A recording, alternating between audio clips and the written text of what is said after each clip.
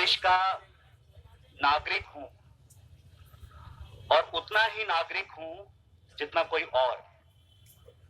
मुझे भी इस देश के संविधान ने उतने ही हक दिए हैं जितने शायद किसी और को दिए हैं। मैं दोयम दर्जे का, दूसरे दर्जे का नागरिक नहीं हूं और हम में से शायद कोई भी नहीं है और हम ये मानने से इनकार करते हैं।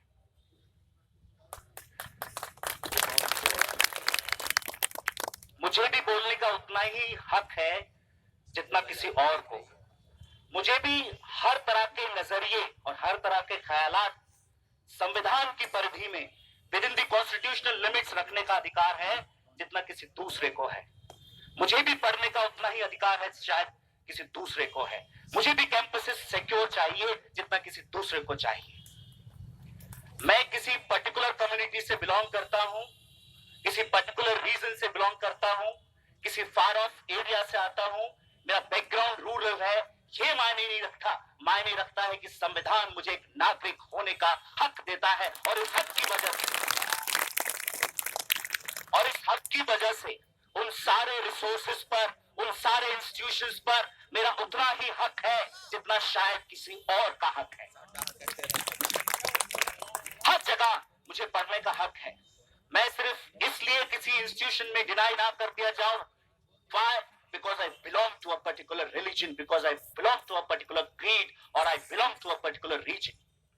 I have the equal rights which are granted by the Constitution of India. क्या गलती है किसी की?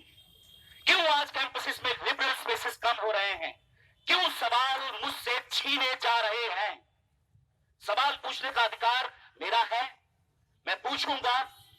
आपको पसंद नहीं है, ना हो, आप सवाल पूछिए, हमें पसंद हो ना हो, लेकिन हम आपको हक देंगे।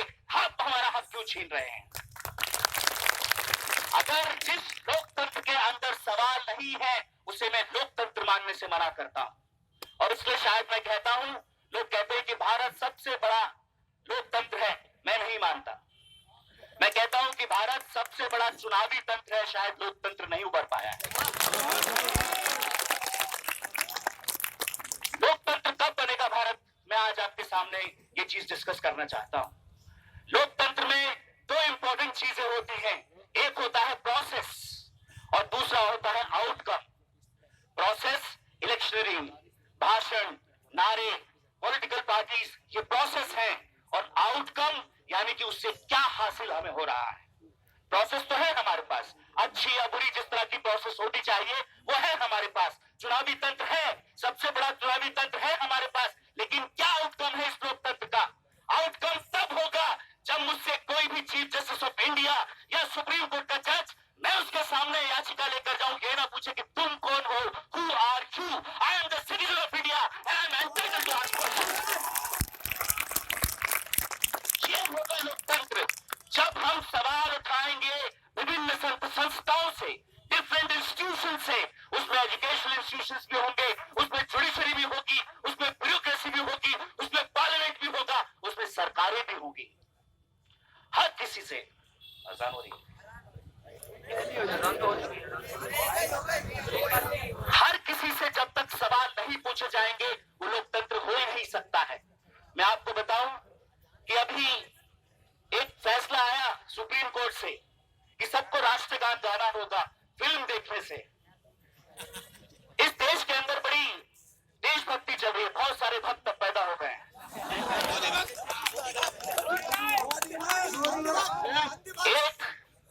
एक देशभक्ति राष्ट्रगान की देशभक्ति है, मैं सम्मान करता हूं राष्ट्रगान का, लेकिन मैं फिल्म एंटरटेनमेंट देखने के लिए गया हूं, देशभक्ति के लिए नहीं गया।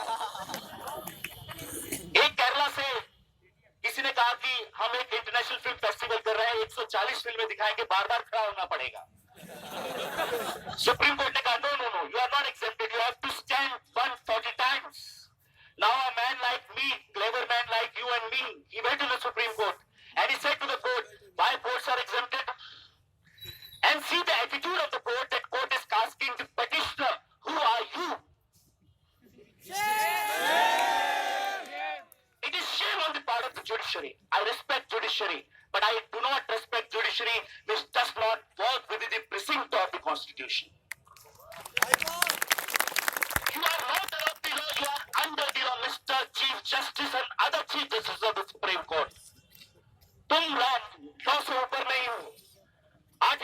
कानून के ऊपर नहीं हो, nobody is above the law, you are working under the law। और ये सिर्फ जुडिशरी पे एप्लीकेबल नहीं होता है, हमारे जितने भी इंस्टीट्यूशंस हैं उन पर यह रूल एप्लीकेबल होता है कि वो अंदर काम कर रहे हैं लॉ के, उसके ऊपर नहीं है, चाहे वो जेएनयू हो या कोई भी हो। तो मैंने कहा कि आउटकम हम देखेंगे। देशभक्ति चल रही है राष्ट्रगान की, दूसरी देशभक्ति चल रही है लाइन में खड़े होने की देशभक्ति।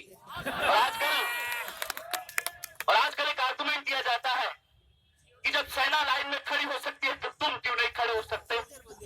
आजकल बहुत एक चुटकुला चल रहा है, ये जनाब लाइन में लगे हुए थे, पीछे वाले ने पूछा साहब जमा कराने जा रहे हो निकालने जा रहे हो, उसने कहा दोनों नहीं, तो उसने कहा फिर क्यों लाइन में लगे हो, कह रहा देशभक्ति प्रूव करनी है। ये जो लाइन में लगने की देशभक्ति है, जो बार बार राष्ट्रगान गाने की देशभक्ति है, शायद मुझे पसंद नहीं आती है, और भारत का संविधान मुझे यह इजाजत देता है कि मैं ऐसी देशभक्ति को नकारता हूं। मैं उतना ही बड़ा देशभक्त हूं शायद जितने ये लोग देशभक्त हैं। ये देशभक्त नहीं भी हो सकते हैं, लेकिन हम सब देशभक्त हैं क्योंकि मादरे दर्श का इस देश के लिए हम मरे हैं, हम जिए हैं, सभी धर्मों के लोग। समाहित होकर इंक्लूसिव सोच होकर चलना पड़ेगा। उस दिन भी मैंने कैनेडी में कहा था, you cannot ask somebody to be secular by being yourself communal. बहुत सही तो कह रहे हैं, लेकिन बात हम पे एप्लीकेबल होती है सही है। और जिस आइडिया ऑफ इंडिया की मैंने बात की थी, वो idea of India inclusive idea है, अकोमोडेटिव आइडिया है, टॉलरेंट आइडिया है।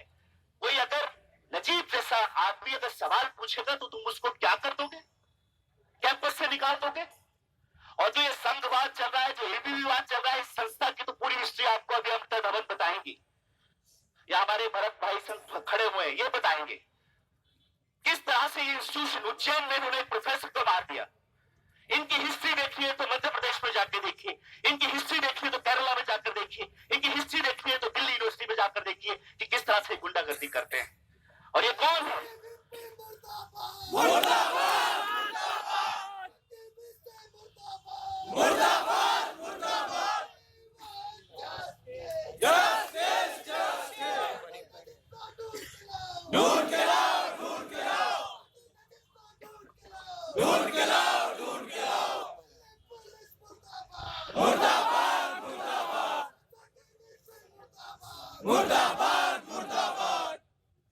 यही एबीपी के लोग हैं जो संविधान की धज्जियां उड़ाते हैं।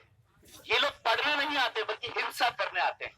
और इसलिए ये कोई छात्र संगठन, जैसे माजिन भाई ने कहा, कुछ छात्र संगठन नहीं है। ये मैं आपको बता दूं, ये बीजेपी की स्टूडेंट विंग नहीं है, इस कंफ्यूजन को दूर कर लीजिए।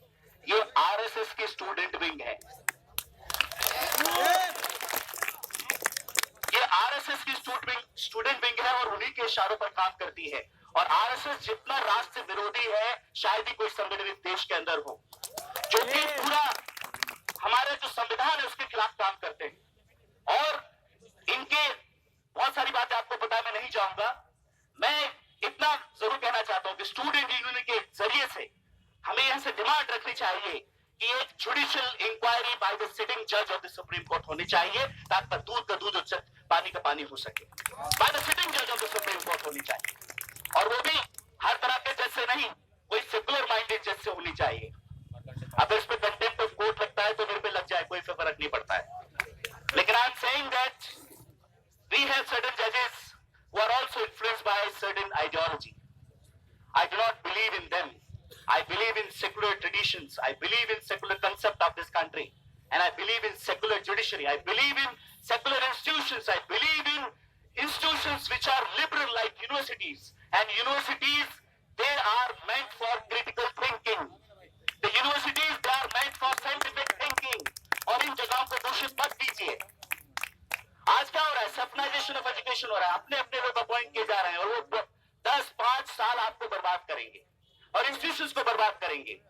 एक बात मैं बता दूं कि एक तरह की सरकार है, वो बी ग्रेड के लोगों को कहीं ना कहीं नवाजती रहती है, और जो ये सरकार है वो पता नहीं जेड कैटेगरी के लोगों को लाके डिफरेंट इंस्टीट्यूशंस में बिठा रही है। लेकिन एक ही क्वालिफिकेशन उनकी होनी चाहिए, he or she should belong to RSS and he and should be abide by the things which RSS say. Film division में इन्होंने क्या किया? जेएनयू में संघीय वाइस चांसलर को लाकर बिठा दिया और ये करते हैं। इनको वैदिक एजुकेशन चाहिए। हम कहते हैं कि हमें इस तरह की एजुकेशन नहीं चाहिए, हमें मॉडर्न साइंटिफिक सेकुलर एजुकेशन चाहिए, वो हमें दो। और इसलिए मैं आपसे इस स्टूडेंट यूनियन के जरिए से कहना चाहूंगा कि एक fair and transparent judicial inquiry की आप बात कीजिए। सीबीआई इंक्वायरी की भी बात कर सकते हैं।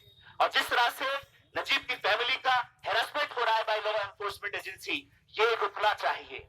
ये बिल्कुल रुकना चाहिए कि किस तरह से हमने न्यूज के अंदर देखा कि नजीब की मां को किस तरह से घसीटा गया। ये बहुत ज्यादा शर्मनाक है, मैं समझता हूं।